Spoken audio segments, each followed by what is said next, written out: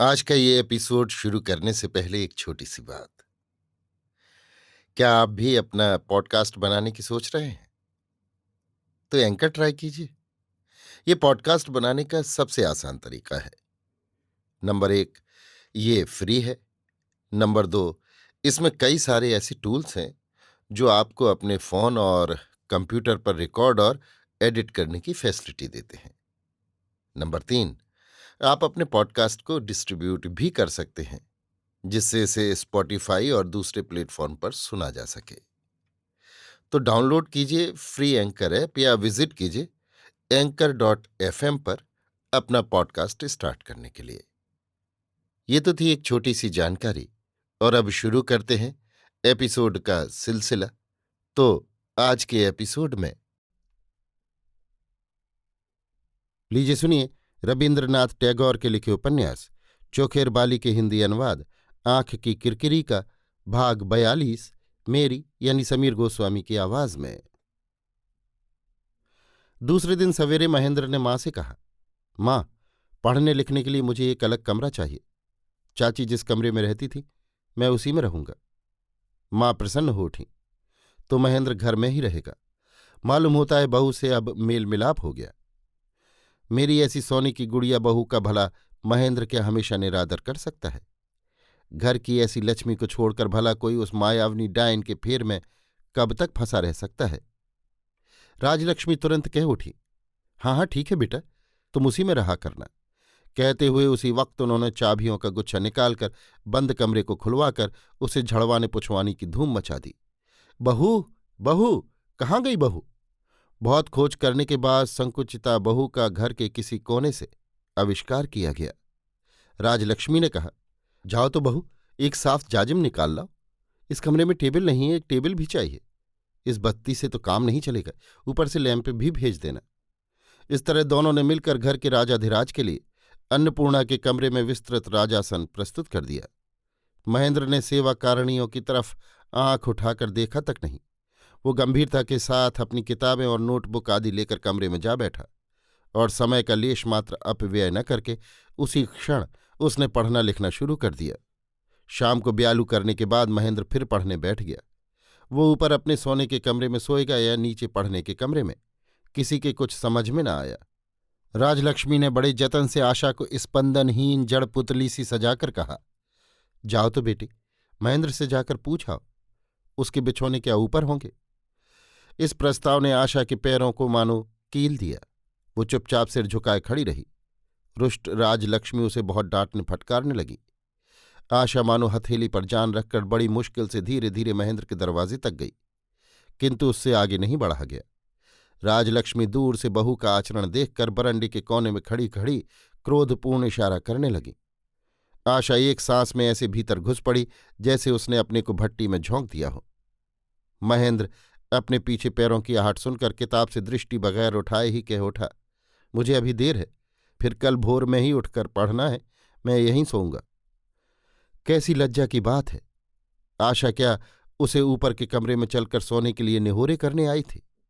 आशा के कमरे से बाहर निकलते ही राजलक्ष्मी ने नाराजी के स्वर में पूछा, क्या हुआ क्या? आशा ने कहा, अभी पढ़ रहे हैं, नीचे ही सोएंगे। इतना कहकर वो सीधी अपने अपमानित सोने के कमरे में चली गई। कहीं भी उसे सुख नहीं। उसके लिए सारी पृथ्वी मानो मध्याह्न की मरुभूमि की तरह गर्म हो उठी है।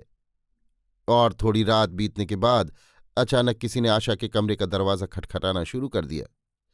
बाहर से आवाज आई, बहू, बहू, जरा दरवाज़ा खोलना। आशा ने जल्दी से उठकर दरवाज़ा खोल दिया। राजलक्ष्मी को दमा की शिकायत तो थी ही। सीढ़ी चढ़ने के बाद उन्हें सांस लेने में तकलीफ होने लगी। घर में घुसते ही वे गद्दे पर बैठ गईं और बोलने की शक्ति आते ही भर्राए हुए गले से बोली, बहू, ये क्या ढंग है तुम्हारे? ऊपर आकर किवाड़ बंद करके सो रही हो जो? ये क्या इस तरह गुस्सा गुस्सी करने का समय है? इतना दुख उठाने पर भी तुम्हें जरा अकल नहीं आई? जाओ नीचे जाओ। आशा ने धीरे से कहा, उन्हीं ने तो कहा है वे अकेले रहेंगे। राजलक्ष्मी ने कहा, उन्हीं ने कहा है, उसने कह दिया और तुमने सुन लिया? गुस्से में उसने क्या कहा और क्या नहीं कहा, इन सब बातों को लेकर इतनी अकड़ दिखाना ठीक नहीं बहू। इतना मान गुमान करने से काम नहीं चलता। जाओ, जल्दी जाओ। दुख के दिनों में सास ने बहू के आगे किसी तरह की लज्जा नहीं रहने दी। उनके हाथ में जितने भी उपाय हैं उन सब से लड़के को उन्हें बांध कर रखना ही है। आवेग के साथ बात करते करते राजलक्ष्मी की फिर सांस फूल आई।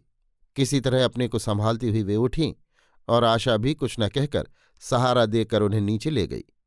नीचे ले जाकर आशा ने राजलक्ष्मी को उनके बिस्तर पर बिठा दिया और पीठ के पीछे कई तकिए लगा दिए। राजलक्ष्मी ने कहा, रहने दो, सुधिया को भेज दो, तुम जाओ, अब देर मत करो। आशा ने इस बार जरा भी दुविधा नहीं की। सास के कमरे में से निकलकर वो सीधी महेंद्र के कमरे में चली गई। महेंद्र के सामने टेबल पर किताब खुली पड़ी थी और वो टेबल पर दोनों पैर फैलाकर कुर्सी की पीठ पर सिर रखे एकाग्र मन से कुछ सोच रहा था। पीछे से किसी के आने की आहट सुनकर महेंद्र चौंक कर पीछे देखने लगा, मानो वो किसी के ध्यान में निमग्न था, और अब सहसा उसे ऐसा भ्रम हुआ कि मानो वो जिसके ध्यान में बैठा था वही आ पहुंची है। आशा को देखकर महेंद्र संयत होकर पैर नीचे उतारकर बैठ गया और किताब उठाकर उसने अपनी गोद में रख ली। महेंद्र आज मन ही मन आश्चर्य करने लगा। आजकल तो आशा उसके सामने ऐसे असंकोच से नहीं आती। देव से दोनों में कभी भेंट हो जाती थी तो वो उसी क्षण भाग जाती थी। आज वो इतनी रात में अपने सहज स्वभाव से उसके कमरे में चली आई। ये बड़े आश्चर्य की बात है।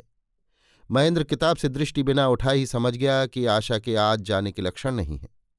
आशा महेंद्र के सामने आकर स्थिर भाव से खड़ी हो गई। तब फिर महेंद्र से पढ़ने का बहाना करते नहीं बना, उसने आंख उठाकर उसकी तरफ देखा। आशा ने सुस्पष्ट स्वर में कहा, माँ की सांस फूल रही है, तुम चलकर एक बार उन्हें देख लो तो अच्छा हो। महेंद्र ने कहा, माँ कहाँ हैं? आशा ने कहा, अपने सोने के कमरे में है, उन्हें नींद नहीं आ रही है, तकलीफ ज्यादा मालूम होती है। महेंद्र ने कहा, तो चलो देखाऊं। बहुत दिन बाद आशा से इतनी बात करके महेंद्र मानो कुछ हल्का सा हो गया। नीरवता मानो दुर्भेद्य दुर्ग प्राचीर की काली छाया बनकर खड़ी थी। महेंद्र की तरफ से उसे तोड़ने का कोई अस्त्र नहीं था। इतने में आशा ने अपने हाथ से किले का छोटा सा द्वार खोल दिया।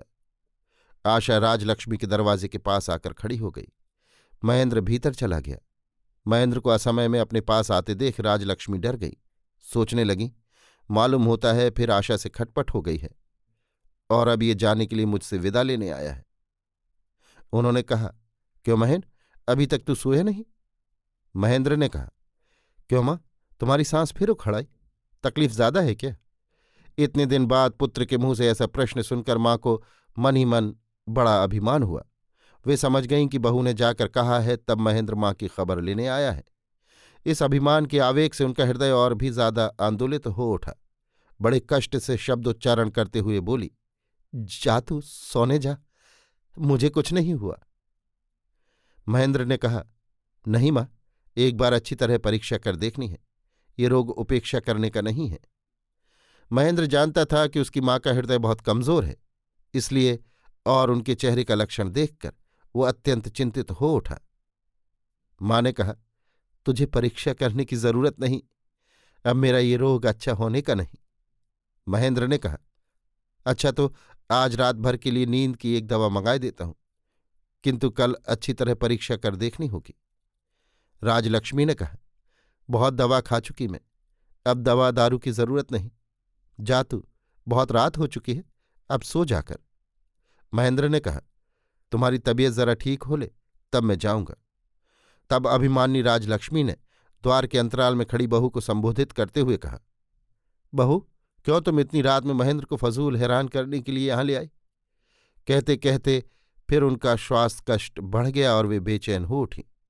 तब फिर आशा ने भीतर आकर मृदु किंतु दृढ़ स्वर में महेंद्र से कहा, जाओ तुम सोने जाओ, मैं हूं मां के पास। महेंद्र ने आशा को एक तरफ बुलाकर कहा, मैं एक दवा मंगाए देता हूं, शीशी में 2 खुराक दवा होगी। एक खुराक पिलाने के बाद भी अगर नींद ना आए तो घंटे भर बाद दूसरी खुराक भी पिला देना। रात को तकलीफ बढ़े तो मुझे जगा लेना भूलना नहीं। इतना कहकर महेंद्र अपने नए कमरे में सोने चला गया। आशा आज महेंद्र के सामने जिस मूर्ति में दिखाई दी उसके लिए मानो ये बिल्कुल नई बात थी। इस आशा में किसी तरह का संकोच नहीं, दीनता नहीं। ये आशा अपने अधिकार में आप ही अधिष्ठित है। किसी भी बात के लिए आज वो पति के आगे भिक्षा प्रार्थनी नहीं। अपनी स्त्री की महेंद्र ने उपेक्षा की है, किंतु घर की बहू के प्रति उसके मन में एक विशिष्ट सम्मान उत्पन्न हो गया। राजलक्ष्मी ये सोचकर कि बहू को उनका इतना ख्याल है कि वो चट से जाकर महेंद्र को बुला लाई, मन ही मन बहू पर बहुत खुश हुई, किंतु मुंह से बोली, बहू, मैंने तुम्हें सोने के लिए भेजा था और तुम जाकर महेंद्र को घसीट लाई। आशा उनकी बात का कुछ जवाब न देकर पंखा हाथ में लेकर उनके पीछे बैठी बैठी हवा करने लगी। राजलक्ष्मी ने कहा, जाओ बहू, सोने जाओ। आशा ने धीरे से कहा, मुझे यहीं बैठने को कह गए हैं। आशा जानती थी कि इस बात को सुनकर कि महेंद्र उसे मां की सेवा के लिए छोड़ गया है, राजलक्ष्मी खुश होंगी। अभी आप सुन रहे थे रवीन्द्रनाथ टैगोर के लिखे उपन्यास चोखेर बाली के हिंदी अनुवाद आंख की किरकिरी का भाग 42, मेरी यानी समीर गोस्वामी की आवाज में।